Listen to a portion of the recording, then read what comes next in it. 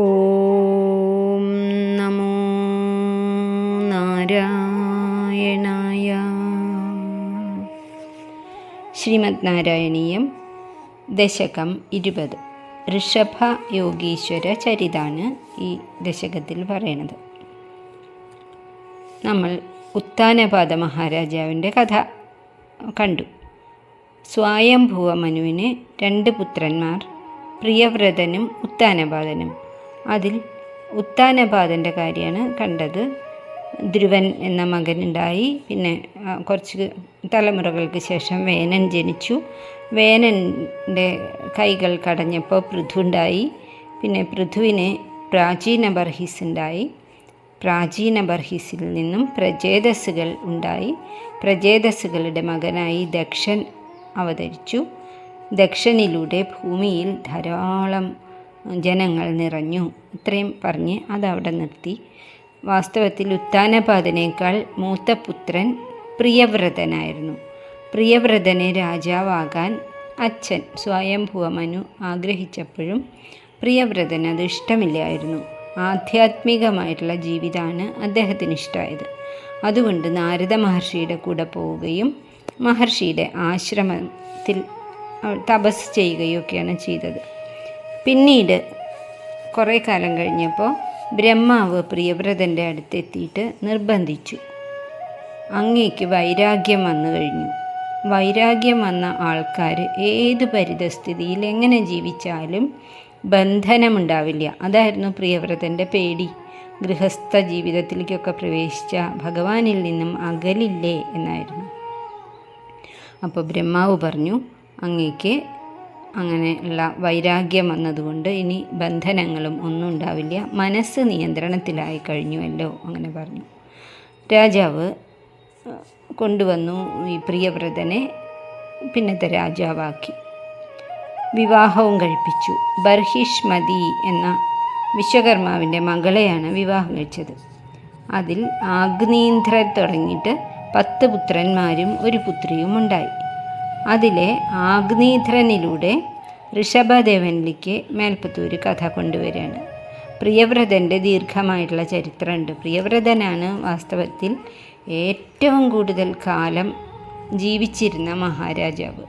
110 കോടി വർഷം ആണ് ജീവിച്ചിരുന്നത് എന്ന് പറഞ്ഞു. മാത്രമല്ല അദ്ദേഹത്തിന് വളരെ പ്രത്യേകതകളുണ്ടായിരുന്നു.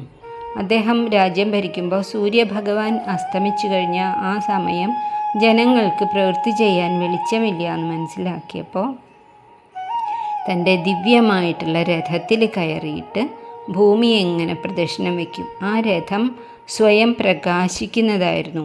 അപ്പോൾ രാത്രിയെ പകൽ പോലെ വെളിച്ചമുള്ളതാക്കി തീർത്തു. ആ രഥചക്രം 7 തവണ ഓടിയപ്പോഴേക്കും ഭൂമിയുടെ പല ഭാഗത്തുമായിട്ട് 7 സമുദ്രങ്ങൾ, ആ രഥചക്രം ഉരുണ്ട കുഴിയിൽ 7 സമുദ്രം ഉണ്ടായി. അതിനെ കൊണ്ട് വേർതിരിക്കപ്പെട്ട 7 ദ്വീപുകളുണ്ടായി. അതൊക്കെയാണ് പിന്നീട് വൻകരകളും ഭൂഖണ്ഡങ്ങൾ എന്നൊക്കെ പറയുന്ന സ്ഥലങ്ങളായി മാറിയത് എന്നൊക്കെയാണ്. ജംബൂ ദ്വീപൊക്കെ അങ്ങനെ ഉണ്ടായതാണ്. ജംബൂ ദ്വീപ് എന്ന് പറഞ്ഞാൽ ഏഷ്യ വൻകര. ഇനി പ്രിയവ്രതൻ്റെ കഥ ഇതിലധികം പറയണില്ല. ആഗ്നീധ്രനെയും സൂചിപ്പിക്കുന്നേ ഉള്ളൂ. നമുക്ക് ആഗ്നീധ്രൻ്റെ കാര്യം നോക്കാം. ആഗ്നീധ്രന് അപ്സരസായിട്ടുള്ള പൂർവ്വചിത്തിയിൽ 9 പുത്രന്മാരുണ്ടായി. അതിലെ മൂത്ത പുത്രനും ഉത്തമനും ആണ് നാഭി. നാഭിയിൽ ഏറ്റവും ഉത്തമനായിട്ടുള്ള ഋഷഭദേവൻ അവതരിച്ചു. ഭഗവാന്റെ തന്നെ അംശമായിട്ടുള്ള ഋഷഭദേവൻ. അതാണ് പറഞ്ഞു വരുന്നത്. നമുക്ക് ശ്ലോകം നോക്കാം. പ്രിയവ്രതസ്യ പ്രിയപുത്രഭൂതാത് ആഗ്നീധ്രരാജാദുദിതോ ഹി നാഭി ത്വാം ദൃഷ്ടവാൻ ഇഷ്ടിമധ്യേ തവൈവ തുഷ്ട്യൈ കൃതയജ്ഞകർമ്മ. പ്രിയവ്രതസ്യ, ആ പ്രിയവ്രതന് പ്രിയപുത്രഭൂതാത്, പുത്രന്മാരുണ്ടായവരിൽ പ്രിയപുത്രനായിരുന്നു, ഏറ്റവും പ്രിയമുള്ള മകനായിരുന്നു ആഗ്നീധ്ര രാജാത്. ആഗ്നീധ്രൻ എന്ന രാജാവ്. രാജാത്, ആ രാജാവിൽ നിന്നും ഉദിത ഉണ്ടായി. ഹി നാഭി നാഭി എന്ന് പേരുകേട്ട രാജാവുണ്ടായല്ലോ. തവ തുഷ്ട്യൈ ഏവ, ആ രാജാവിന് കുട്ടികളുണ്ടായിരുന്നില്ല.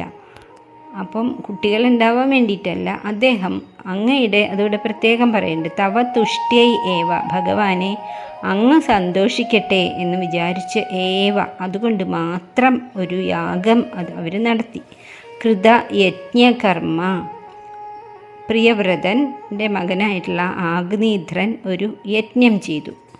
ഇഷ്ടിമധ്യേ, ഇഷ്ടി യാഗം, ആ യാഗത്തിൻ്റെ മധ്യത്തിൽ, യാഗം ഇങ്ങനെ തുടർന്നുകൊണ്ടിരിക്കുന്ന സമയത്ത് ഇഷ്ടദം ത്വാം, ഈ രാജാവ് ഒന്നും ചോദിച്ചില്ല, വരമൊന്നും, എങ്കിലും ഇഷ്ടതനാണ് ഭഗവാൻ. അഭീഷ്ടങ്ങളെ അറിഞ്ഞു നൽകും, ചോദിക്കാതെയും വരം നൽകുന്ന ത്വാം, ഭഗവാനെ ദൃഷ്ടവാൻ, കണ്ടു. യാഗത്തിൻ്റെ നടുവിലായിട്ട് ഭഗവാൻ സ്വയം അവിടെ പ്രത്യക്ഷപ്പെട്ടു. സ്വയംഭുവമനുവിൻ്റെ മൂത്തപുത്രനായിട്ടുള്ള പ്രിയവ്രതൻ എന്ന രാജാവിൻ്റെ പ്രിയപ്പെട്ട പുത്രനായിരുന്നു ആഗ്നീധ്ര രാജാവ്. ആഗ്നീധ്ര രാജാവിന് നാഭി എന്നു പേരായ കീർത്തി കേട്ട ഒരു മകൻ ഉണ്ടായി. ആ നാഭി അങ്ങയുടെ സന്തോഷത്തിനായിക്കൊണ്ട് മാത്രം ഒരിക്കൽ യജ്ഞം ചെയ്തു.